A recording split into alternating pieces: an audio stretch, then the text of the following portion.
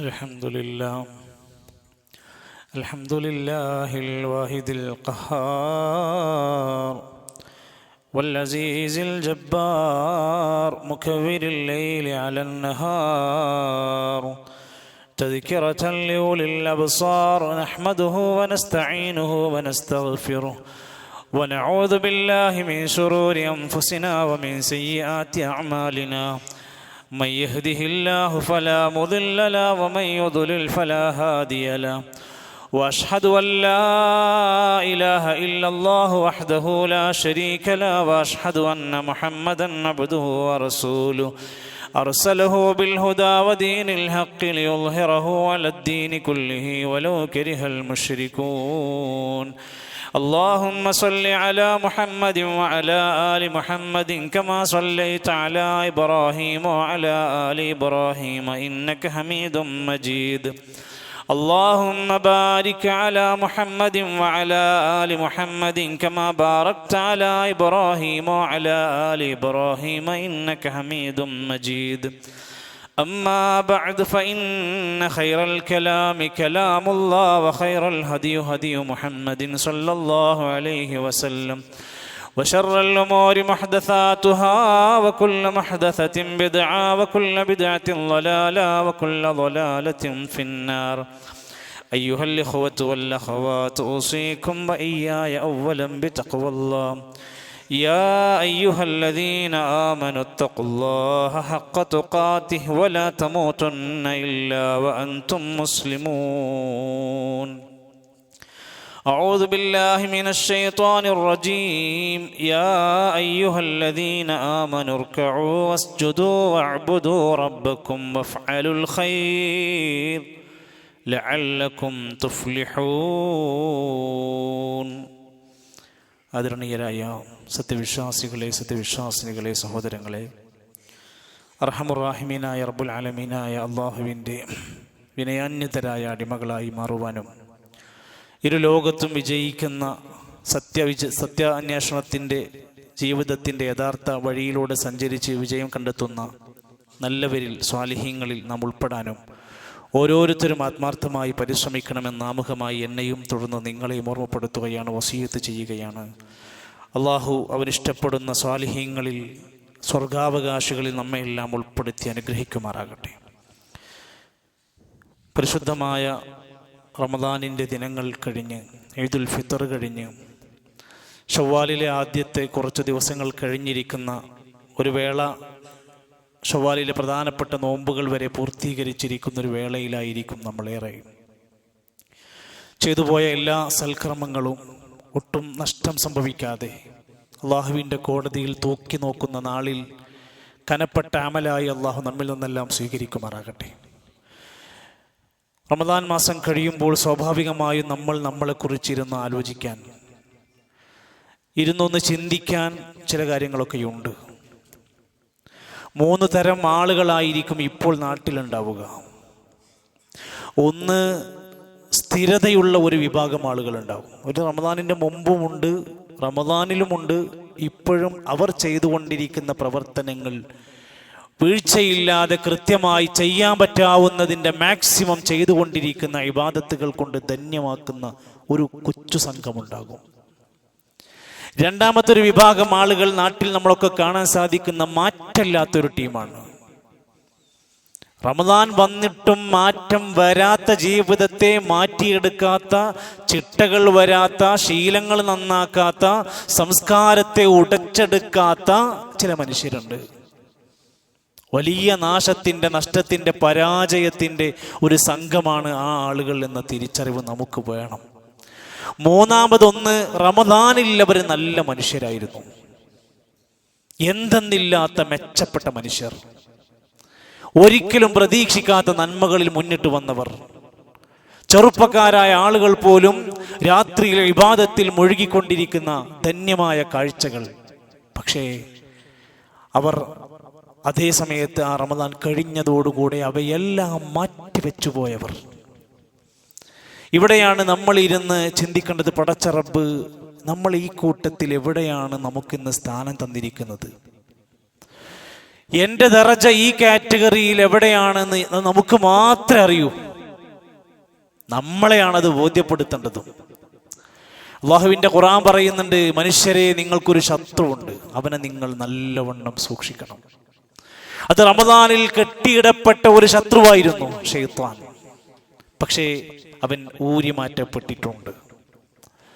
നിങ്ങളെ മുഴുവൻ സിറാത്തുൽ മുസ്തഖീമിൽ നിന്ന് ഞാൻ തെറ്റിച്ച് കളയുമെന്ന് പ്രതിജ്ഞയെടുത്തൊരു ശത്രു. ഇന്ന ശൈത്വാന അദുവ്വുൻ ലക്കും, പിശാച് നിങ്ങൾക്ക് ശത്രുവാണ്. ഫത്തഖിദുഹു അദുവ, നിങ്ങൾ അവനെ ശത്രുവായി കാണണം. എന്താണ് അവന്റെ പ്രത്യേകത എന്നറിയോ? മനുഷ്യൻ ചെയ്യുന്ന തെറ്റായ സകല കാര്യങ്ങളും സുയ്യിന ലഹും സുആ അഅമാലിഹിം, ചെയ്യുന്നത് മുഴുവൻ മോശിക്കും. ശൈത്താൻ അവനോട് പറയുന്നത് നല്ലതാണ്, ഇയാണ് സൂപ്പർ, ഇയാണ് സ്റ്റാർ, നിന്നെ പോലെ ആവണം മനുഷ്യന്മാർ. അങ്ങനെ അവനെ ഇങ്ങനെ കൊമ്പത്ത് കയറ്റി വെച്ച് തിന്മകളിൽ അവനൊരു പ്രത്യേക ലഹരിയിലാക്കി അവനങ്ങനെ കൊണ്ടു നടത്തും. സ്വയം അവനക്ക് ഭയങ്കരമായ ഒരു ആസ്വാദനം കൊടുക്കും. ഇവനെ നിങ്ങൾ സൂക്ഷിക്കണമെന്ന ഓർമ്മപ്പെടുത്തലാണുള്ളത്. നമ്മൾ താൽക്കാലികമായ ഒരു വിജയത്തിന് വേണ്ടി പണിയെടുത്തവരല്ല, നമ്മൾ യഥാർത്ഥ വിജയത്തിന് വേണ്ടി അധ്വാനിച്ചവരാണ്. നമുക്ക് അവസാന നിമിഷം വരെ കളി മൈതാനങ്ങളിൽ അവസാനം ഗോൾ പോസ്റ്റിലേക്ക് എത്തുന്നത് വരെ ആ ടീമിനുണ്ടാകുന്ന ആവേശം പോലെ നമ്മൾ നമ്മുടെ ലക്ഷ്യം പൂർത്തിയാക്കുന്നത് വരെ ഇബാദത്തുകൾ കൊണ്ട് ധന്യമാകണം. വിശുദ്ധ ഖുർആൻ സൂറത്തുൽ ഹജ്ജ് ഒരൊറ്റ ആയത്ത് മതി നമുക്ക് ചിന്തിക്കാൻ. 77-ാമത്തെ ആയത്ത് സത്യവിശ്വാസികളെ എന്ന് വിളിച്ചാണ് ഓർമ്മപ്പെടുത്തിയത്. യാ അയ്യുഹല്ലദീന ആമനു, സത്യവിശ്വാസികളെ, ഇർക്കഊ, നിങ്ങൾ റുകൂ ചെയ്യണം, വസ്ജുദൂ, നിങ്ങൾ സുജൂദ് ചെയ്യണേ, വഅ്ബുദൂ റബ്ബക്കും, നിങ്ങൾ നിങ്ങളുടെ റബ്ബിനെ നന്നായി ആരാധനകൾ ചെയ്യണേ, വഫഅലുൽ ഖൈറ, ധാരാളം നന്മകൾ നിങ്ങൾ പ്രവർത്തിക്കണേ, ലഅല്ലക്കും തുഫ്ലിഹൂൻ, എങ്കിൽ നിങ്ങൾ വിജയിച്ചേക്കാം. സഹോദരങ്ങളെ, അള്ളാഹുവിൻ്റെ ഖുർആൻ നമ്മളെ ഓർമ്മപ്പെടുത്തുകയാണ്. വിജയിക്കാനുള്ള 4 പ്രധാനപ്പെട്ട തൂണുകൾ നമുക്ക് വരച്ച് കാണിച്ചു തരികയാണ്. സത്യവിശ്വാസികളെ എന്ന് വിളിച്ചാൽ മനസ്സിലാക്കണം, അതിലെന്തോ പ്രധാനപ്പെട്ടത് നമ്മോട് പറയാനുണ്ട്. അതിലേറ്റവും പ്രാധാന്യത്തോടെ ആദ്യം ഓർമ്മപ്പെടുത്തിയത് റുകൂഉം സുജൂദും ശ്രദ്ധിക്കാനാ പറഞ്ഞത്. സുജൂദിലും റുകൂഇലുമായി നമ്മൾ ചെയ്യുന്ന നമസ്കാരം ശ്രദ്ധിക്കാനാണ് ആ വാക്കിന്റെ അർത്ഥം. നമസ്കാരം എന്ന് പറയുന്നതിന് പകരം റുകൂഉ സുജൂദ് എന്ന് പറഞ്ഞത്. ഒരു വിശ്വാസി വിജയിക്കുന്നത് എപ്പോഴാണ്? അയാളുടെ നമസ്കാരം ശരിപ്പെടുമ്പോഴാണ്.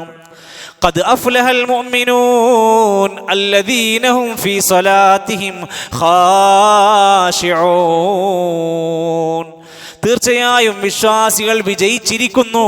ഏതാണ് വിജയിച്ച ആളുകൾ? അവർ അവരുടെ നമസ്കാരത്തിൽ ഖാശിഊൻ, ഭക്തിയുള്ളവരാണ്. നിസ്കാരത്തിനൊരു ഭക്തി ഉണ്ട്, അത് സൂക്ഷിക്കാൻ നമുക്ക് കഴിയണം. അത് നേടിയെടുക്കലായിരുന്നു ഈ കഴിഞ്ഞ മാസങ്ങളൊക്കെ നമുക്ക് തന്നത്. നമുക്ക് കിട്ടിയോ? നമസ്കാരത്തിൽ ഒരു ആനന്ദം കണ്ടെത്താൻ കഴിയുന്നുണ്ടോ? നിസ്കരിക്കുമ്പോൾ മനസ്സിനൊരു സുഖം കിട്ടി തുടങ്ങുന്നുണ്ടോ? നിസ്കാരം ഒരു ഭാരമായി തോന്നുന്ന ആരെങ്കിലും ഉണ്ടോ? നിഫാഖിന്റെ അടയാളമായിട്ടാണ് റസൂലുള്ളാഹി സ്വല്ലല്ലാഹു അലൈഹി വസല്ലമയുടെ പ്രിയപ്പെട്ട സ്വഹാബത്ത് പള്ളിയിൽ പോകുക, നിസ്കരിക്കുക, ജമാഅത്തിലൊക്കെ പങ്കെടുക്കുക എന്നുള്ളത് ഒരു ഭാരമായി ആരുടെയെങ്കിലും മനസ്സിൽ ഫീൽ ചെയ്യാൻ തുടങ്ങിയിട്ടുണ്ടോ? ഇനി വേറെ ആരോടും ഫത്വ ചോദിച്ച് നടക്കേണ്ട കാപട്യത്തിന്റെ ഒന്നാമത്തെ അടയാളം അതായിരിക്കും. എന്നാൽ ഇസ്ലാം പറയാണ്, വിജയിക്കുന്ന വിശ്വാസിയുടെ ഒന്നാമത്തെ ഗുണം ഖാശിഊൻ, നമസ്കാരത്തിലെ ഭക്തിയായിരിക്കും അവർക്ക് സൂക്ഷിക്കാൻ കഴിയുന്നത്. ആളുകൾ ശ്രദ്ധിക്കുമ്പോൾ നല്ല നിസ്കാരായാൽ പോരാ, എല്ലാവരും നോക്കി നിൽക്കുമ്പോൾ ഒരു പ്രത്യേക ഭക്തിയായാൽ പോരാ. നമ്മൾ ഒറ്റക്ക് നിസ്കരിക്കുന്ന നിസ്കാരത്തിലും ഒരു പ്രത്യേക ഖുശൂ ഉണ്ടാക്കാൻ കഴിയണം. ആൾക്കാർ ശ്രദ്ധിക്കുമ്പോൾ നമ്മളൊക്കെ നല്ല നിസ്കാരിക്കും, അത് പോരാ. ഇസ്ലാം, ഇസ്ലാമാണ് മനുഷ്യന്റെ എല്ലാ കാര്യങ്ങളുടെയും തലവൻ എന്ന് പറയുന്നത്. വഅമൂദുഹു, അതിന്റെ നെടുന്തൂണ് അസ്സലാ, നിസ്കാരമാണ്. ഒരു കെട്ടിടം, അതിന്റെ തൂണുകൾ ഇങ്ങനെ പൊളിച്ചു പൊളിച്ചു മാറ്റിയാൽ പിന്നെ ആ കെട്ടിടത്തിന് വാല്യൂ ഇല്ല. ഇസ്ലാമാകുന്ന ഇതിന്റെ നെടുന്തൂണ് നിസ്കാരമാണ്. ഒരാളുടെ നമസ്കാരത്തിനെ എന്തൊക്കെ ബാധിക്കുന്നുണ്ടോ അത് അയാളെ ഇസ്ലാമിനെ ബാധിക്കുന്നുണ്ട്. ജമാഅത്തായിട്ട് നിസ്കരിക്കാൻ പള്ളിക്ക് എത്താൻ പറ്റുന്നുണ്ടോ? നിസ്കാരം കഴിഞ്ഞ ഉടനെ എണീറ്റ് ഓടാൻ തോന്നുന്നുണ്ടോ? സുന്നത്ത് നമസ്കരിക്കാൻ ഇപ്പോഴും ഒരു താല്പര്യം കുറഞ്ഞു വരികയാണോ? എന്തെല്ലാം നമുക്ക് നമസ്കാരം കൊണ്ടുണ്ടാകുന്ന സുഖവും ആനന്ദവും ഉണ്ടോ, അത് നഷ്ടപ്പെടാതെ സൂക്ഷിക്കാനാ നമ്മളോട് പറഞ്ഞിരിക്കുന്നത്. പരലോകത്ത് ആദ്യമായി മനുഷ്യന്റെ വിചാരണ ചെയ്യുന്ന കർമ്മമേതാ? അവ്വലുമാ യുഹാസബു ബിഹിൽ അബ്ദു യൗമൽ ഖിയാമത്തി മിൻ അമലിഹി സ്വലാത്തു. ഒരു വിശ്വാസിയുടെ, ഒരു അടിമയുടെ അവന്റെ പ്രവർത്തനങ്ങളിൽ ആദ്യം പരലോകത്ത് വിചാരണ ചെയ്യുന്ന വിഷയം നിസ്കാരമായിരിക്കും. അത് പോയാൽ പിന്നെ ബാക്കിയുള്ള കാര്യം പറയാണ്ടാവില്ല. പിന്നെ നമ്മൾ എത്ര സ്വതക്ക ചെയ്തു, എത്ര ഹജ്ജ് ചെയ്തു എന്നുള്ളതൊക്കെ പിന്നെയാണ് പരിശോധന. നമസ്കാരത്തിലാണ് ആദ്യത്തെ പരിശോധന വരുന്നത്. ഈ പേടിയാണ് നമുക്കുണ്ടാകേണ്ടത്.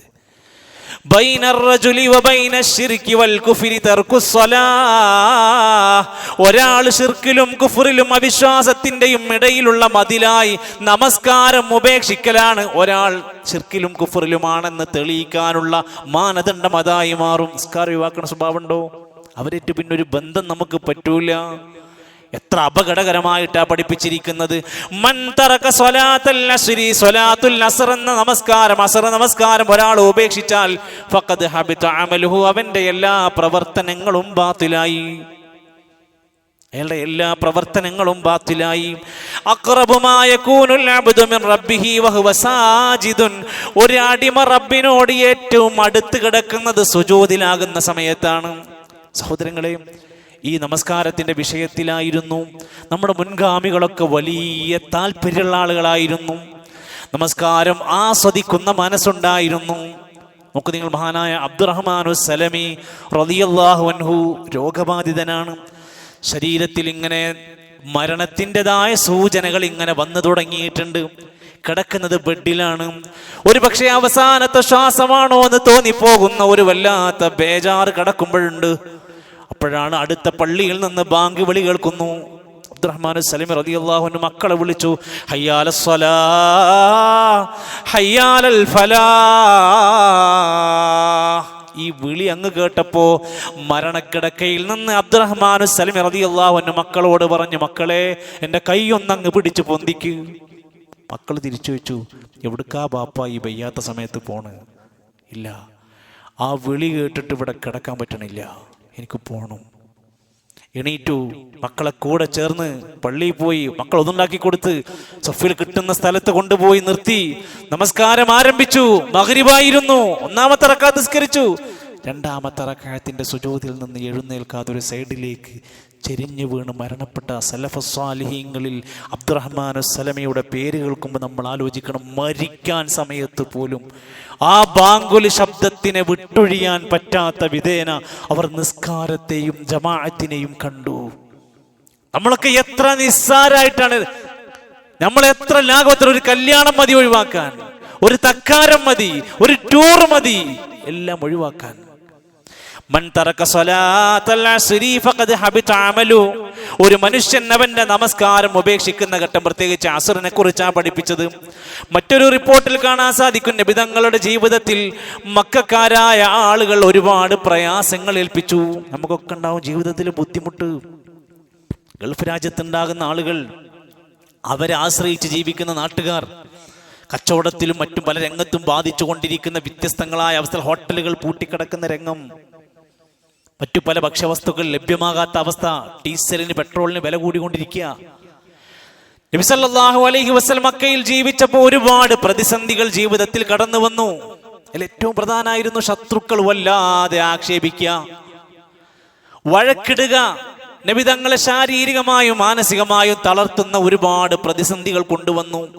നബി തങ്ങളെ ആശ്വസിപ്പിക്കാൻ വേണ്ടി അള്ളാന്റെ ഖുർആനിൽ സൂറത്തുൽ ഹിജ്റിന്റെ 97-98 ആയത്തിറങ്ങി. വലഖദ് നഅലമു അന്നക യളീഖു സദ്റുക ബിമാ യഖൂലൂൻ. നബിയെ, അവർ പറയുന്നത് നിങ്ങളുടെ ഹൃദയത്തിന് വല്ലാതെ വിഷമമുണ്ടാക്കുന്നുണ്ടല്ലേ, നിങ്ങൾക്ക് വല്ലാതെ പ്രയാസം ഉണ്ടാക്കുന്നുണ്ടല്ലേ. ശരി, എന്താ പരിഹാരം? ഫസബ്ബിഹ് ബിഹംദി റബ്ബിക. നീ താങ്കളുടെ റബ്ബിനെ നന്നായി തസ്ബീഹ് നടത്തുക. വകും മിനസ് സാജിദീൻ.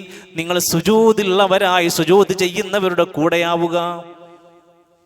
തസ്ബീഹ് ഉണ്ടാവുക, സുജൂദ് പാലിക്കുക, നിസ്കരിക്കുന്നവരായി മാറുക. 5 മിനിറ്റ് നീളമുള്ള ഒരു നിസ്കാരത്തിന് കേവലം ആ സമയത്തേക്കുള്ളതല്ല, നമ്മുടെ ജീവിതത്തെ മൊത്തം വിജയത്തിന് കാരണമാകുന്ന സർട്ടിഫിക്കറ്റ് നൽകുന്ന കാര്യമായിട്ടാണ് നമസ്കാരത്തെ പഠിപ്പിച്ചിരിക്കുന്നത്. അസ്സലാത്തു നൂറുൻ, നിസ്കാരം എന്നതൊരു വലിയ പ്രകാശമാണ്. ഇതൊന്നും അറിയാത്തവരല്ല, ഒരു ഓർമ്മപ്പെടുത്തുക. ഈ ആയത്തിലെ രണ്ടാമത്തെ ഭാഗത്ത് അല്ലാഹു തആല പഠിപ്പിച്ചത് എന്താ? ആരാധനകളിൽ മുഴുകുക. നമസ്കാരമല്ലാത്ത മറ്റു ഇബാദത്തുകളിൽ മുഴുകുക. പടച്ചോ നമ്മളൊക്കെ പടച്ചത് ആ ലക്ഷ്യത്തിലാണ്. വമാ ഖലഖതുൽ ജിന്ന വൽ ഇൻസ ഇല്ലാ ലിയഅ്ബുദൂൻ. മനുഷ്യവർഗത്തെയും ജിന്നുവർഗത്തെയും നാം പടച്ചിട്ടില്ല അവർ അല്ലാഹ്ക്ക് ആരാധന ചെയ്യാനല്ലാതെ. നമ്മൾ അല്ലാഹു ആകുന്ന പ്രപഞ്ചനാഥനെ ആരാധിക്കാനും അവന് കീഴ്പ്പെടാനും വേണ്ടിയാണ് നമ്മൾ വന്നിരിക്കുന്നതെങ്കിൽ നമ്മൾ പഠിക്കണം എന്താണ് അല്ലാഹ്ക്ക് ആരാധന ചെയ്യുക. ഷെയ്ഖുൽ ഇസ്ലാം ഇബ്നു തൈമിയ റഹ്മത്തുള്ളാഹി അലൈഹി പറയാണ്, ഒരു കാര്യം ഇബാദത്താകുന്നത് എപ്പോഴാണ്? അൽ ഇബാദത്ത് എന്ന് പറഞ്ഞാൽ ഇസ്മുൻ ജാമിഉൻ, അത് മൊത്തത്തിലുള്ള ഒരു പേരാണ്. ലികുല്ലി മാ യുഹിബ്ബുഹുല്ലാഹു വയർളാഹു മിനൽ അഖ്വാൽ. അല്ലാഹ് ഇഷ്ടപ്പെടുന്ന, അല്ലാഹ് തൃപ്തിപ്പെടുന്ന വാക്കുകൾ ഇബാദത്താണ്. ഒരാളോട് അസ്സലാമു അലൈക്കും എന്ന് പറഞ്ഞാൽ അല്ലാഹ്ക്ക് ഇഷ്ടം, അത് ഇബാദത്തിൽ പെടും. അല്ലാഹ് ഇഷ്ടപ്പെടുന്ന പരോക്ഷമായതും പ്രത്യക്ഷമായതുമായ സകല പ്രവർത്തനങ്ങളെയും പെടുത്തുന്നത് ഇബാദത്തിലാണ്. എല്ലാം പെട്ടു. അല്ലാഹ് ഇഷ്ടപ്പെടുന്ന വാക്കുകളും പ്രവർത്തികളും എല്ലാം അതിൽ പെട്ടു. നമസ്കാരം പെട്ടു, സ്വതക്ക പെട്ടു. ഇതൊക്കെ നമുക്ക് കാണാൻ പറ്റുന്ന ലാഹിറായ കാര്യമാണ്. കാണാൻ പറ്റാത്തതായ ബാത്തിനായ ചിലതുണ്ട്. ഹൃദയത്തിനകത്തായിരിക്കും ഉണ്ടാകുക. സ്നേഹം ഒരാൾക്ക് ഉണ്ടാവുക, ഭയം തോന്നുക, നരകത്തെക്കുറിച്ചുള്ള സ്വർഗത്തെക്കുറിച്ചുള്ള പ്രതീക്ഷ ഉണ്ടാവുക. ഇതൊക്കെ ഇബാദത്താണ്. അതുകൊണ്ട് തന്നെ ഉലമാക്കന്മാര് പറയാറുണ്ട്, 3 കാര്യങ്ങൾ നിന്റെ മനസ്സിലുണ്ടെങ്കിലാണ് ഈമാനോ ഇബാദത്ത് പൂർത്തിയാവുക. ഒന്ന് കമാലുൽ മഹബ്ബ, അള്ളാഹുവിനോടുള്ള പൂർണ്ണമായ സ്നേഹമുണ്ടാകുമ്പോഴാണ്. എനിക്ക് പടച്ചോൻ ഇതൊക്കെ തന്നു, എന്നെ പടച്ചവൻ അനുഗ്രഹിച്ചു. ആയിരക്കണക്കിന് മനുഷ്യർ രോഗികളായി കിടക്കുമ്പോൾ ഞാൻ എഴുന്നേറ്റ് നടക്കുകയാണ്. എത്രയോ മനുഷ്യർ ജോലിയില്ലാതെ കഷ്ടപ്പെട്ടുകൊണ്ടിരിക്കുകയാണ്, മക്കളില്ലാതെ പ്രയാസപ്പെടാണ്, വീട് പണി നടക്കാതെ ബുദ്ധിമുട്ടുന്നവരുണ്ട്. പടച്ച റബ്ബ് എനിക്കെന്തെല്ലാം നിഅമത്ത് തന്നു എന്ന് ഓർത്ത് അള്ളാഹുവിനോട് സ്നേഹം തോന്നുക എന്നത്, അങ്ങേയറ്റത്തെ സ്നേഹമുണ്ടാവുക എന്നത് ഇബാദത്തിന്റെ ഒരു ഭാഗമാണ്. രണ്ടാമത്തേത് കമാലുൽ ഖൗഫി, പൂർണ്ണമായ അള്ളാഹിനെ കുറിച്ചുള്ള നല്ല പേടി ഉണ്ടാവുക. ഞാൻ എന്തെങ്കിലും ചെയ്താൽ എനിക്ക് പടച്ചോൻ ശിക്ഷ തരും, അള്ളാന്റെ പരലോകം എന്നുള്ളത് സത്യമാണ്. ആ ഭയപ്പാടോടെ നാം ജീവിക്കുന്നത് ഇബാദത്തിൽ പേടിയുണ്ടോ? ഇബാദത്താണ്. വകമാലുർ റജാഇ, പൂർണ്ണമായ പ്രതീക്ഷയുണ്ടാവുക. എൻ്റെ നന്മകൾ പ്രതിഫലം തരും, എനിക്ക് സ്വർഗം ലഭിക്കും എന്നുള്ള പ്രതീക്ഷയുണ്ടാകുമ്പോൾ അത് ഇബാദത്തിന്റെ പ്രധാനമാണ് എന്നർത്ഥം. അതുകൊണ്ട് നമ്മൾ നാവ് കൊണ്ട് സത്യം പറയുന്നതും അള്ളാഹുവിനെ ഒന്ന് ഓർക്കുന്നത് പോലും ഇബാദത്താണ്. തവക്കുലാക്കുന്നത് ഇബാദത്താണ്. അള്ളാഹിനോടുള്ള മഹബ്ബത്ത് ഇബാദത്താണ്. വാപ്പാനെ ഉമ്മാനെ സ്നേഹിക്കുന്നത് പരിഗണിക്കുന്നത് ഇബാദത്താണ്. അയൽവാസികളായ മനുഷ്യരോട് കരുണ കാണിക്കുന്നത് അള്ളാന്റെ പ്രീതി ഉദ്ദേശിച്ചാണെങ്കിൽ അതെല്ലാം ഇബാദത്താണ്. നമ്മുടെ കുടുംബം നോക്കാൻ, ദീനിയായി ജീവിക്കാൻ കച്ചവടം ചെയ്യുന്നത് ഇബാദത്തായി മാറും. നമ്മൾ ചെയ്യുന്ന ജോലി അള്ളാഹുവിന്റെ ഇഷ്ടപ്പെട്ട മാർഗത്തിലാണെങ്കിൽ അത് ഇബാദത്തായി മാറുകയാണ്. അതുകൊണ്ട് മനുഷ്യൻ അവന്റെ ജീവിതത്തിൽ സമാധാനം കണ്ടെത്താൻ ആഗ്രഹിക്കുന്നുണ്ടോ? അലാ ബിദിക്രില്ലാഹി തത്മഇന്നുൽ ഖുലൂബ്, അള്ളാഹുവിനെ കുറിച്ചുള്ള സ്മരണ കൊണ്ട് നിങ്ങളുടെ ഹൃദയങ്ങൾക്ക് സമാധാനം കണ്ടെത്താൻ കഴിയുള്ളൂ. എന്ത് കാര്യത്തിലും അള്ളാഹുവിനെ സ്മരിക്കുന്ന ഒരു മനസ്സിന്റെ ഉടമയായി മാറാം. ഇബാദത്തുകൾ സജ്ജമാക്കാം. മൂന്നാമത് ഈ ആയത്തിൽ പറഞ്ഞിരിക്കുന്നത് വഫഅലുൽ ഖൈറ, നിങ്ങൾ ധാരാളം നന്മകൾ പ്രവർത്തിക്കുക. ആ നന്മയിൽ ഉലമാക്കന്മാർ എണ്ണി പറഞ്ഞത് മറ്റുള്ളവർക്ക് ഉപകരിക്കുന്ന ഒരുപാട് നന്മകൾ. നാം മരിച്ചാലും നമ്മളെ ഓർമ്മിക്കാൻ പറ്റാവുന്ന, നാട്ടിൽ ഉപകരിക്കുന്ന നന്മ ചെയ്യുന്നവരായി നമ്മൾ മാറണം. ഇന്ന് നമ്മുടെ നാട്ടിൽ ആ പഴയകാല പ്രൗഢി നഷ്ടപ്പെട്ടുകൊണ്ടിരിക്കുന്ന വിധേന ധൂർത്തിൻ്റെയും പൊങ്ങച്ചത്തിൻ്റെയും ഒക്കെ ആഘോഷങ്ങളും ഭ്രമങ്ങളുമായി വിഹരിച്ചിരുന്ന ഒരവസ്ഥയിൽ നിന്ന് നമ്മുടെ വീടുകളിലേക്ക് പഴയ ദാരിദ്ര്യത്തിൻ്റെ ചില സൂചനകൾ കടന്നു വരികയാണ്. ഭയപ്പെടുത്തുകയല്ല, ആർക്കും വാർത്ത വായിക്കുന്നവർക്ക് തിരിച്ചറിയാൻ കഴിയും. ഒരു വേള അറബ് രാജ്യങ്ങളിൽ മഴ ശക്തമായി കൊണ്ടിരിക്കുന്നുണ്ട്, അതിനപ്പുറത്ത് മിസൈൽ ആക്രമണങ്ങൾ നടന്നുകൊണ്ടിരിക്കുന്നുണ്ട്. ചൂടേറിയ ചർച്ചകൾ നടക്കുന്നുണ്ട്. പലയിടങ്ങളിലും പല വീടുകളിലും ജോലി നഷ്ടപ്പെട്ട് തിരിച്ചു വന്നവർ വരെ ഉണ്ട്. തൽക്കാലം നാട്ടിൽ പോയിക്കോളൂ എന്ന് പറഞ്ഞ് കയറ്റി അയച്ചവരുണ്ട്. പുറത്തിറങ്ങി മാന്യമായി ബിസിനസ് നടക്കാത്തത് കൊണ്ട് വീട്ടിൽ റൂമിൽ നിന്ന് ഇറങ്ങാൻ കഴിയാതെ പോകുന്നവരുണ്ട്. കഴിഞ്ഞ മാസങ്ങളിൽ ശമ്പളം ലഭിക്കാതെ പോയവരുണ്ട്. ഞാൻ പറഞ്ഞു വന്നത്, കഷ്ടപ്പെടുന്ന മനുഷ്യരുടെ കഷ്ടപ്പാടുകളെ സഹായിക്കാനുള്ള മനസ്സുണ്ടെങ്കിലേ നമ്മൾ വിജയിക്കുള്ളൂ എന്ന് ഈ ആയത്ത്. അല്ലാഹുവിന്റെ ഖുർആൻ പറഞ്ഞു, വഹ്സിനൂ ഇന്നല്ലാഹ യുഹിബ്ബുൽ മുഹ്സിനീൻ. ധാരാളം സുഹൃതങ്ങൾ ചെയ്യണേ, അല്ലാഹു അത്തരം ആളുകളെ ഇഷ്ടപ്പെടുന്നതാണ് മുഹ്സിൻ. ധാരാളം സുഹൃതങ്ങൾ ചെയ്യുക, ചെറുതാണെങ്കിൽ അത്. ഒരു അണുമണി തൂക്കം നന്മ ചെയ്താൽ അത് അവന്, അതിന്റെ ഗുണം അവന് ലഭിക്കുന്നതാണ്. ഒരു പക്ഷിക്കൊരു തുള്ളി വെള്ളം കൊടുക്കുക. ചൂടുകാലത്താണ് നമ്മൾ വെള്ളം കിട്ടാതെ പ്രയാസപ്പെടുന്നവർ. നമ്മുടെ കിണറ് നാട്ടുകാർക്ക് വെള്ളം കുടിക്കാൻ പറ്റുന്ന അവസ്ഥയിലാകണം, അത് മുടക്കിടരുത്. അപ്പുറത്തെ വീട്ടിൽ പ്രയാസപ്പെടുന്നവരെ സഹായിക്കാൻ വഴിമുടക്കുന്നവരായി മാറരുത്. ഈ വഴി തരൂല, ഈ കട്ട നീക്കാൻ പറ്റൂല, ഈ കല്ലവിടുന്ന് മുറിക്കാൻ പറ്റൂല, ഈ മരത്തിന്റെ കൊമ്പ് മുറിക്കാൻ പറ്റൂല. ജനങ്ങൾക്ക് കഷ്ടപ്പാടും പ്രയാസവും കൊടുക്കുന്നവനായി നിങ്ങൾ മാറരുത്. സേവനം ചെയ്യുന്ന ഒരു മനസ്സാണ് നിനക്ക് വേണ്ടത്. യർഹമൂ മൻ ഫിൽ അർദ്, ഭൂമിയിലുള്ളവരോട് കരുണ കാണിച്ചോ. യർഹമുക്കും മൻ ഫിസ് സമാ, ആകാശത്തിലുള്ളവൻ നിങ്ങളോട് കരുണ കാണിക്കും. ഭൂമിയിൽ ഉള്ള സൃഷ്ടികളോട്, മനുഷ്യന്മാരോട്, പച്ചക്കരളുള്ള എന്തിനോടും കാരുണ്യം കാണിച്ചാൽ അല്ലാഹ് നമ്മളോട് കരുണ കാണിക്കും. മനുഷ്യരുടെ കൂട്ടത്തിൽ ഏറ്റവും നല്ലവനാകാൻ ആഗ്രഹിക്കുന്നുണ്ടോ? ഖൈറുന്നാസ്, ജനങ്ങളുടെ കൂട്ടത്തിൽ ഏറ്റവും നല്ല മനുഷ്യൻ അൻഫഉഹും ലിന്നാസ്, ജനങ്ങൾക്കേറെ ഉപകാരം ചെയ്യുന്നവനാണ്. കടം കൊണ്ട് വലഞ്ഞവരെ സഹായിക്കുന്നവരാകണം. വീടില്ലാത്തവന്റെ വീടിന്റെ കാര്യത്തിൽ ടെൻഷൻ അടിക്കുന്നവരാകണം. അതുപോലെ തന്നെ ചികിത്സയിലും കുടുംബത്തിന്റെ പ്രാരാബ്ദങ്ങളിലും തളർന്നു വീണ മനുഷ്യന്മാര് നമ്മുടെ മനസ്സിനകത്തൊരു നൊമ്പരമായി മാറണം. ജനങ്ങൾക്ക് ഏറ്റവും ഉപകാരം ചെയ്യുന്ന മനുഷ്യനാരോ അവനാണ് ഏറ്റവും നല്ല മനുഷ്യരെന്ന് മനസ്സിലാക്കുക. ഒരു പുഞ്ചിരി പോലും സ്വതക്കയാണെന്ന് പഠിപ്പിച്ചു. സമാധാനത്തിന്റെ ഒരു തൊട്ടു നോക്കി ഒന്ന് സമാധാനിപ്പിച്ച് ഒരു വാക്ക് പറയാൻ കഴിയുന്നത് പോലും ഇന്നത്തെ കാലത്ത് വലിയ നന്മയാണ്. ഒരാളുടെ സങ്കടങ്ങൾ, വിഷമങ്ങൾ, വേദനകൾ കേൾക്കാനുള്ള ഒരു മനസ്സുണ്ടെങ്കിൽ അതുപോലും ഇന്ന് പുണ്യമാണെന്ന് തിരിച്ചറിവുണ്ടാവണം. ഒരാളെയും ഉപദ്രവിക്കുന്നവരായി മാറാനല്ല, നമ്മൾ ജയിക്കാൻ വേണ്ടിയാണ്. ലഅല്ലക്കും തുഫ്ലിഹൂൻ, എങ്കിൽ നിങ്ങൾക്ക് വിജയിക്കാം. ആ വിജയമേതാ? താൽക്കാലിക വിജയമല്ല, നാളെ പരലോകത്തെ പൂർണ്ണമായ സന്തോഷത്തിന്റെ, സ്വർഗത്തിന്റെ ലോകം തുറക്കപ്പെടുന്ന യഥാർത്ഥ സന്തോഷ വിജയം നേടാൻ ഈ മാർഗം നമ്മൾ സ്വീകരിച്ച് മുന്നോട്ട് പോവുകയാണ്. അല്ലാഹു തആല നമ്മെ പഠിപ്പിച്ചത്. പടച്ചറബ് ഇഷ്ടപ്പെടുന്ന വിജയികളിൽ നമ്മെ എല്ലാം ഉൾപ്പെടുത്തി അനുഗ്രഹിക്കുമാറാകട്ടെ.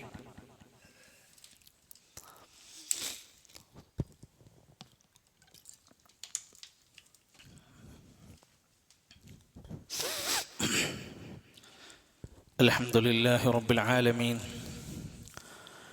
والعاقبة للمتقين ولا عدوان إلا على الظالمين والصلاة والسلام على رسوله الأمين وعلى آله وصحبه وسلم تسليما كثيرا أما بعد فاتقوا الله عباد الله أوصيكم وإياي بتقوى الله. അള്ളാഹുവിൻ്റെ നിയമനിർദ്ദേശങ്ങൾ പാലിച്ച് പ്രവാചകന്റെ അധ്യാപനങ്ങൾ ജീവിതത്തിൽ നെഞ്ചോട് സ്വീകരിച്ച് അള്ളാഹുവിൻ്റെ നല്ലവരായ മുത്തഖീങ്ങളായി ജീവിക്കാൻ ഓരോരുത്തരും ആത്മാർത്ഥമായി ശ്രമിക്കണമെന്ന് എന്നെയും നിങ്ങളെയും ഓർമ്മപ്പെടുത്തുകയാണ്. അള്ളാഹു നമ്മെ സഹായിക്കുമാറാകട്ടെ. 3 സുപ്രധാനമായ കാര്യങ്ങൾ ഓർമ്മപ്പെടുത്താൻ ഉദ്ദേശിക്കുകയാണ്. അതിലൊന്ന്, മാർച്ച് മാസത്തിൻ്റെ അവസാനത്തെ ദിവസങ്ങളിൽ നമ്മൾ വരുമ്പോൾ ഏപ്രിൽ മാസം മുതൽ കേരളത്തിൻ്റെ വെക്കേഷൻ ആരംഭിക്കാം. സ്വാഭാവികമായും നമ്മുടെ നാടുകളിൽ ധാരാളം അപകട മരണങ്ങളും പ്രയാസങ്ങളൊക്കെ കേൾക്കാറുണ്ട്. കുട്ടികൾ കൂട്ടം കൂടും, വെള്ളം കാണുമ്പോൾ എടുത്ത് ചാടും, ഒരു തമാശക്ക് വേണ്ടി പലതിൻ്റെയും മരത്തിൻ്റെയും മറ്റും മുകളിൽ കയറും. പല അഭ്യാസങ്ങളിലും ചെന്ന് ചാടുന്ന പല കുടുംബങ്ങളിലും 1, 2, 3 കുട്ടികളൊക്കെ മരണപ്പെട്ട വാർത്തകൾ. അള്ളാഹു എല്ലാവിധ അപകടങ്ങളും നമ്മെ കാത്ത് രക്ഷിക്കുമാറാകട്ടെ. വലിയ ഒരു ജാഗ്രതയും താല്പര്യവും നാടിന് മൊത്തം വേണം. കുട്ടികൾ പുറത്തിറങ്ങുന്ന സമയമാണ്.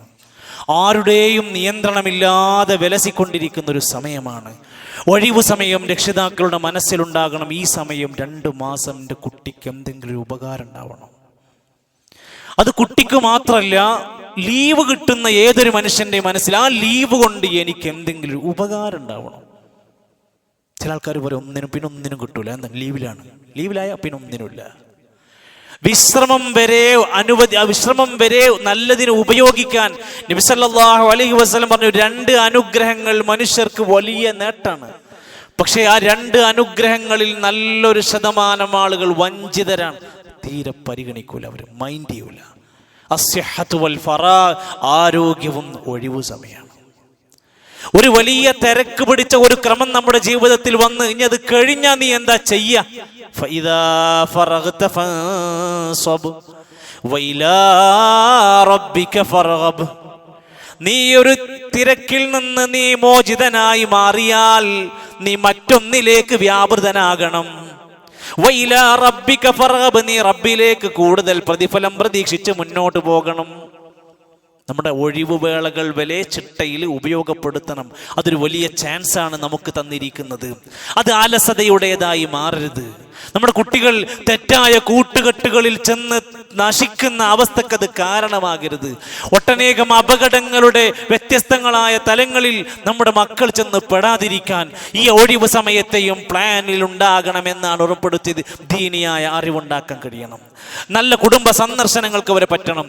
അതുപോലെ തന്നെ അവരെ എത്തിക്കേണ്ടത്, അവർ കാണേണ്ട ചില കാഴ്ചകളുടെ അനാഥാലയങ്ങൾ, വൃദ്ധസദനങ്ങൾ, മാനസിക രോഗികൾ തുടങ്ങിയ സമൂഹത്തിലെ ഏറെ പ്രയാസപ്പെടുന്ന ദുർബലരെ നമ്മളെ കുട്ടി കാണണം. അപ്പം നമ്മളെ കുട്ടിക്ക് ഇങ്ങനെ തോന്നും, എനിക്ക് വീട്ടിൽ നല്ല സുഖമാണ്, സൗകര്യം ഉണ്ട് എന്നുള്ളത് അപ്പോഴാണ് മനസ്സിലാക്കുക. ഇല്ലായ്മകൾ നമ്മുടെ മക്കളെ കാണിച്ചു കൊടുക്കാൻ, പഠിപ്പിക്കാൻ നമുക്ക് പറ്റുന്നൊരു ചാൻസാണ് ഇത്. അതോടൊപ്പം റസൂലുള്ളാഹി സ്വല്ലല്ലാഹു അലൈഹി വസല്ലം പറഞ്ഞൊരു വാക്കുണ്ടല്ലോ, ശ്രദ്ധിച്ചു ഉപയോഗിച്ചോ. ഫറാഗക ഖബല ശുഗ്ലിക, തിരക്കുകൾ വരുന്നതിൻ്റെ മുമ്പ് നിന്റെ ഒഴിവുള്ള സമയം നന്നായി ഉപയോഗിച്ചോ. കുട്ടികളുടെ പ്രായത്തിനനുസരിച്ചുള്ള ക്യാമ്പുകളും ദീനീ രംഗത്തുള്ള നിർദ്ദേശങ്ങളൊക്കെ ഇനി വരാനിരിക്കുമ്പോൾ നമ്മൾ രക്ഷിതാക്കൾ തന്നെ ഓരോ കാരണം പറഞ്ഞിട്ട് പറയും, ആകെ ഒരു 2 മാസം ഒഴിവ് കിട്ടുന്നതാ, ഇതിൻ്റെ ഇടയിലും നിങ്ങൾ ക്യാമ്പ് എടുത്താണോ, ഇതിൻ്റെ ഇടയിലും ക്ലാസ് നടത്തുകയാണോ? ഇവിടെയാണ് നമ്മളത് ഉപയോഗിക്കേണ്ടത്. നമ്മളാണ് ഈ വിഷയം ഏറെ താല്പര്യം ഉണ്ടാക്കേണ്ടത്. നമ്മുടെ കുട്ടികൾക്ക് ലഭിക്കുന്ന നല്ല ഒരു ചാൻസാണ് ഒഴിഞ്ഞിരുന്ന് സ്വസ്ഥമായി പലതും പഠിക്കാൻ, നല്ല ചങ്ങാതിമാരെ കണ്ടെത്താനുള്ള വേദികൾ ഉണ്ടാകുമ്പോൾ അത് ഉപയോഗപ്പെടുത്തുക. രണ്ടാമത്തേത്, തൊട്ടടുത്ത് ശവ്വാൽ അവസാനിക്കുന്നതോടുകൂടെ ദുൽഖഅദയിലേക്ക് വരുമ്പോൾ ഹജ്ജിനുള്ള യാത്രകൾ നമ്മുടെ നാട്ടിൽ നിന്ന് പോകാൻ തുടങ്ങുക. കഴിഞ്ഞ അതിൻ്റെ അപേക്ഷ കൊടുക്കേണ്ട സമയങ്ങളിൽ 2 ആഴ്ചകളിൽ ഖുതുബകളിൽ നമ്മളത് വിശദീകരിച്ചു. ഹജ്ജിന് സമയമായിട്ടുണ്ട്, അപേക്ഷിക്കേണ്ടവർ അപേക്ഷിക്കണമെന്ന് പലതവണയായി നമ്മൾ ഓർപ്പെടുത്തിയിട്ടുണ്ട്. പലരും അൽഹംദുലില്ലാഹ് ഗൗരവമായി കണ്ടു. അൽഹംദുലില്ലാഹ് യാത്ര പോകാൻ ഒരുങ്ങുന്ന ഒരുപാട് പേര് നമ്മുടെ നാട്ടിൽ ഉണ്ടാകും. അതുകൊണ്ട് നമ്മുടെ പരിചയത്തിലുള്ള ഹാജിമാരായി അതിനുവേണ്ടി ഒരുങ്ങി പണമടച്ച് റെഡിയായി നിൽക്കുന്നവരുണ്ടെങ്കിൽ അവരെ അത് പഠിപ്പിക്കണം. ഹജ്ജ് അറിയാതെ പോയാൽ ഒരുപാട് പ്രയാസങ്ങൾ ഉണ്ടാക്കും. ഹജ്ജിനെ കുറിച്ചുള്ള ശരിയായ ബോധം ലഭിച്ചില്ലെങ്കിൽ ഏറ്റവും പ്രധാനം എന്താണെന്നറിയോ? ഹജ്ജിന് പോണ ആളുകളോട് നമ്മളൊക്കെ കൊടുക്കുന്ന പ്രധാനപ്പെട്ട നിർദ്ദേശം, നടക്കാൻ പഠിക്കണം. ഹാജിമാരുടെ ക്ലാസ്സിൽ നമ്മൾ കൊടുക്കാൻ എന്താ, ഇവിടുന്ന് തൊട്ട് നടക്കാൻ കഴിയാത്ത ആൾക്കാർ അവിടെ എത്തുമ്പോൾ 20-22 കിലോമീറ്റർ നടക്കണം. അപ്പൊ അവനെ ഒന്ന് ഹാജിനെ നന്നായി ഒന്ന് ഒരുക്കേണ്ടതുണ്ട്. പല കാര്യങ്ങൾ അയാളെ പഠിപ്പിക്കേണ്ടതുണ്ട്. ദീനിന്റെ ശരിയായ മസല പഠിപ്പിക്കേണ്ടതുണ്ട്, രൂപം പഠിപ്പിക്കേണ്ടതുണ്ട്. അത് കൃത്യമായ സ്ഥലവും തീയതിയൊക്കെ വെച്ച് നടക്കുന്ന ഇബാദത്താണ്. ഹജ്ജ് പഠിക്കാതെ ഒരാളും ഹജ്ജിന് പുറപ്പെടരുത്. ഉംറ ഒരു 20 മിനിറ്റോട് പഠിക്കാവുന്നതേ ഉള്ളൂ. ഹജ്ജ് അങ്ങനെ തീരൂല. അതുകൊണ്ട് അത് മനസ്സിലാക്കി നമ്മുടെ പണ്ഡിതന്മാർ ഇൻഷാ അല്ലാഹ് നാളെ ശനിയാഴ്ച ജവഹർ ഓഡിറ്റോറിയത്തിൽ വെച്ചുകൊണ്ട് ഹജ്ജ് ക്യാമ്പ് നടക്കുന്നുണ്ട്. നിങ്ങളുടെ പരിചയത്തിൽ ആരുമാവട്ടെ, ഏതാളാവട്ടെ, ഹജ്ജിന് പോകാൻ ഒരുങ്ങി നിൽക്കുന്ന പ്രൈവറ്റിലോ ഗവൺമെന്റിലുള്ള ആളുകളുണ്ടെങ്കിൽ അവർക്ക് കൊടുക്കാനുള്ള നല്ല ഒരു സമ്മാനമാണ് ഹജ്ജ് ക്യാമ്പ്. സൗജന്യമായി നമ്മൾ നൽകുന്ന ക്യാമ്പാണ്. ഉച്ചവരെയാണ് ഉണ്ടാവുക. അതിൽ പങ്കെടുപ്പിക്കാൻ ശ്രദ്ധിക്കാം. മൂന്നാമത്തേത്, ഇന്ന് നമ്മുടെ സമൂഹത്തിൽ ഏറെ പരിഗണിക്കേണ്ടുന്നൊരു മേഖലയാണ് മദ്രസ മേഖല. പള്ളിക്ക് വേണ്ടി ആളുകൾ എന്തു ചെയ്യും? പള്ളിക്ക് വേണ്ടി പണം കൊടുക്കും, പള്ളിക്ക് വേണ്ടി ലക്ഷങ്ങൾ തരാൻ തയ്യാറാണ്. മദ്രസ എന്നൊന്ന് പറഞ്ഞാൽ ആളുകൾ പറയും, ഒരു മദ്രസയല്ലേ? നിസ്കാരം പഠിക്കുന്ന, ഖുർആൻ പഠിക്കുന്ന ഒരു തലമുറയെ 8-9 കൊല്ലം ഇരുത്തി പഠിപ്പിക്കുന്ന, അവിടെ നിന്നാണ് ഞാനും നിങ്ങളൊക്കെ ഇബാദത്ത് പഠിച്ചു വരുന്നത്. നമ്മുടെ പരലോകം വരേക്കുമുള്ള നമ്മുടെ ഇബാദത്തുകൾ പഠിച്ച് പുറത്തിറങ്ങുന്നത് മദ്രസ എന്നാണ്. ആ മദ്രസകളെ ഏറെ പരിഗണിക്കേണ്ടുന്ന ഇൽമുൻ നാഫിഇന്റെ ഒരു വലിയ മേഖല നമ്മളത് ഉപയോഗപ്പെടുത്തണം. മദ്രസയുടെ അഡ്മിഷൻ ആരംഭിച്ചുകൊണ്ടിരിക്കുകയാണ്. 3-4 വയസ്സ് മുതലുള്ള അൽ ബഹിജ എന്നറിയപ്പെടുന്ന പ്രീ പ്രൈമറി മുതൽ 8ാം ക്ലാസ് വരെയുള്ള നമ്മുടെ മദ്രസയിൽ അഡ്മിഷൻ ആരംഭിച്ചിരിക്കുകയാണ്. നമ്മുടെ എല്ലാവരുടെയും മനസ്സിൽ അതുണ്ടാവണം. സ്കൂളിൻ്റെയും ട്യൂഷൻ്റെയും പേര് പറഞ്ഞുകൊണ്ട് ദീനിൻ്റെ പഠനം ഉപേക്ഷിച്ചാൽ, ഞാൻ വീണ്ടും പറയുന്നു, ദീൻ എന്നതിനെ ഒഴിവാക്കിയാൽ പിന്നീട് നമ്മുടെ കുടുംബത്തിൽ ഉണ്ടാകുന്നത് പുതിയ പുതിയ വാർത്തകൾ നമ്മൾ കേൾക്കുന്നത് പോലെ നമ്മുടെ കുടുംബത്തിൽ ചില വാർത്തകൾ കേട്ട് ഞെട്ടലോടെ കോരിത്തരിച്ചിരിക്കേണ്ടി വരും. അതുകൊണ്ട് ഏറ്റവും ശ്രദ്ധയോടെ മദ്രസ സംവിധാനങ്ങളെ മുറുകെ പിടിക്കുക, അവയിലേക്ക് നമ്മൾ ചേർന്ന് വരിക. നമ്മുടെ മദ്രസ ഒരു പ്രയാസം അനുഭവിച്ചു കൊണ്ടിരിക്കുന്ന കാര്യം നിങ്ങളോട് പറയാ, അതിൻ്റെ നിത്യമായ ചിലവുകൾ വരെ സാമ്പത്തികമായി ഞെരുക്കത്തിലാണ്. കിട്ടുന്ന ഫീസ് പോലും കറക്റ്റായി കിട്ടാത്തത് കൊണ്ട് കിട്ടിയാൽ പോലും സാലറി അടക്കമുള്ള മേഖലയിൽ നമുക്ക് ഷോർട്ട് വന്നുകൊണ്ടിരിക്കുക. ഇനിയും 3-4 മാസങ്ങൾ കഴിഞ്ഞു പോവുകയും വേണം. നമ്മളെല്ലാവരും ഇന്ന് നമ്മുടെ മദ്രസാ പ്രസ്ഥാനത്തിനെ ഒന്ന് ശക്തിപ്പെടുത്താൻ എല്ലാവരും, വന്നിരിക്കുന്ന എൻ്റെ കുട്ടി പഠിക്കണില്ലല്ലോ, ഏതോ ഒരു മദ്രസയല്ലേ, ആരുടെ അള്ളാൻ്റെ ദീന് പഠിക്കുന്ന, അള്ളാൻ്റെ ഖുർആൻ പഠിപ്പിക്കുന്ന കുഞ്ഞുമക്കളെ ദീനിയായ തർബിയത്തിലൂടെ വളർത്തിക്കൊണ്ടുവരുന്ന ഒരു മഹാസംരംഭത്തിനെ ഇന്നെല്ലാവരും സഹായിച്ചുകൊണ്ട് ഇന്നത്തെ സ്വതക്ക അതിനു വേണ്ടി നിയ്യത്ത് വെച്ചുകൊണ്ട് നൽകണമെന്ന് ഓർമ്മപ്പെടുത്തുകയാണ്. അതോടൊപ്പം പ്രിയപ്പെട്ട രക്ഷിതാക്കളെ, പുതിയ കാലത്ത് തിരിച്ചറിയാത്ത ഒരുപാട് വാപ്പാരുമാരുണ്ട്.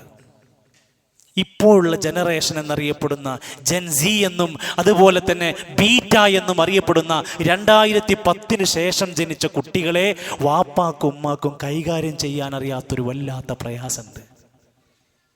അത് നമുക്ക് എല്ലാവർക്കും തിരിച്ചറിയാം. നമ്മൾ ഇഷ്ടപ്പെട്ട ഡ്രസ്സല്ല ഇപ്പം നമ്മളെ കുട്ടി ധരിക്കണത്. നമ്മുടെ പെൺകുട്ടി ഇപ്പം നമ്മൾ വിചാരിച്ച പോലെ അല്ല പുറത്തിറങ്ങണത്. നമ്മുടെ വീടിനകത്ത് ഇപ്പോൾ നടക്കുന്ന പലതും നിങ്ങൾക്കറിയാം ശരിയല്ല എന്ന്, തിരുത്തണമെന്നുണ്ട്. എങ്ങനെ? ഇൻഷാ അല്ലാഹ് അതിന് ഉപകരിക്കുന്ന ഒരു പാരന്റിംഗ് ക്ലാസ് മദ്രസയിൽ പഠിക്കുന്ന മുഴുവൻ കുട്ടികളുടെയും ബാപ്പയും ഉമ്മയും ഒരുമിച്ചിരുന്നു കൊണ്ട് പഠിക്കേണ്ടുന്ന ഒരു 2 മണിക്കൂർ നേരത്തെ പ്രോഗ്രാം ഈ വരുന്ന ഞായറാഴ്ച ചൂളക്കേരി നമ്മുടെ സഹാറ പ്ലാസ ഓഡിറ്റോറിയത്തിൽ വെച്ചുകൊണ്ട് പ്രത്യേകം സജ്ജീകരിച്ചുകൊണ്ട് അവർക്ക് വേണ്ടി മാത്രം ഒരു ക്യാമ്പ് നടത്തുക.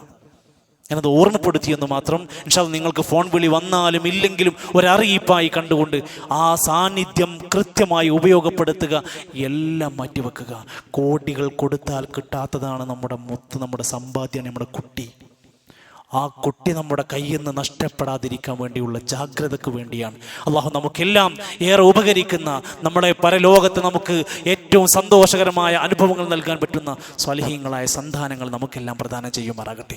എല്ലാവിധ പ്രയാസങ്ങളിൽ നിന്നും അള്ളാഹു നമുക്കെല്ലാം കാവലും സുരക്ഷയും നൽകുമാറാകട്ടെ. ലോകത്തിൻ്റെ വിവിധ ദിക്കുകളിൽ പ്രയാസപ്പെടുന്ന മുഴുവൻ സഹോദരങ്ങൾക്കും അള്ളാഹുവേ നീ ആശ്വാസം നൽകണമേ. ഗൾഫ് രാജ്യങ്ങളിലും മറ്റു പല പ്രദേശങ്ങളിലും അനുഭവിച്ചു കൊണ്ടിരിക്കുന്ന ആഭ്യന്തരമായ പ്രതിസന്ധികളെ പടച്ചറബ് അവർക്ക് നിർഭയത്വം നൽകി നീ സമാധാനം നൽകണം റഹ്മാനെ. അള്ളാഹുവേ, ഞങ്ങളുടെ വീടകങ്ങളിൽ, ഞങ്ങളുടെ അടുക്കളകളിൽ, ഞങ്ങളുടെ രാജ്യത്ത് ഇത്തരത്തിലുള്ള പ്രതിസന്ധികളും അലയൊലികളും വന്നു തുടങ്ങുന്ന ഒരു ഘട്ടത്തിൽ റബ്ബേ ഞങ്ങളെ നീ ശക്തമായ പരീക്ഷണങ്ങൾ നൽകില്ല റഹ്മാനെ. അള്ളാഹുവേ, ഞങ്ങളുടെ ജീവിതത്തെ ഖൈറുള്ള ജീവിതമാക്കി നൽകണേ റഹ്മാനെ. അള്ളാഹുവേ, എല്ലാവിധ രോഗങ്ങളിൽ നിന്ന് പ്രതിസന്ധികൾ ഞങ്ങൾക്ക് കാവൽ നൽകണം റഹ്മാനെ. അള്ളാഹു ഞങ്ങളുടെ കർമ്മങ്ങൾ സ്വീകരിക്കണമേ, പാപങ്ങൾ പുറത്ത് മാപ്പ് നൽകണമേ, മരണപ്പെട്ടു പോയവർക്ക് മഗ്ഫിറത്തും റഹ്മത്തും നൽകണമേ, രോഗികൾക്ക് ശിഫ നൽകണേ റഹ്മാനെ. അള്ളാഹു ഞങ്ങളുടെ മാതാപിതാക്കൾക്ക് വലിയ പുണ്യവും ഖൈറും ആഫിയത്തുള്ള ജീവിതവും പ്രദാനം ചെയ്യണമേ. അല്ലാഹുമ്മ ഗ്ഫിർ ലിൽ മുഅ്മിനീന വൽ മുഅ്മിനാത്ത് വൽ മുസ്ലിമീന വൽ മുസ്ലിമാത്ത് അൽ അഹ്യാഇ മിൻഹും വൽ അംവാത്ത്. അല്ലാഹുമ്മ അഇസ്സൽ ഇസ്ലാമ വൽ മുസ്ലിമീൻ വഅദില്ല الشرك والمشركين. اللهم انصر إخواننا المسلمين في كل مكان. اللهم انصر إخواننا المظلومين في كل مكان. ربنا تقبل منا إنك أنت السميع العليم وتب علينا إنك أنت التواب الرحيم. وصلى الله على نبينا محمد والحمد لله رب العالمين.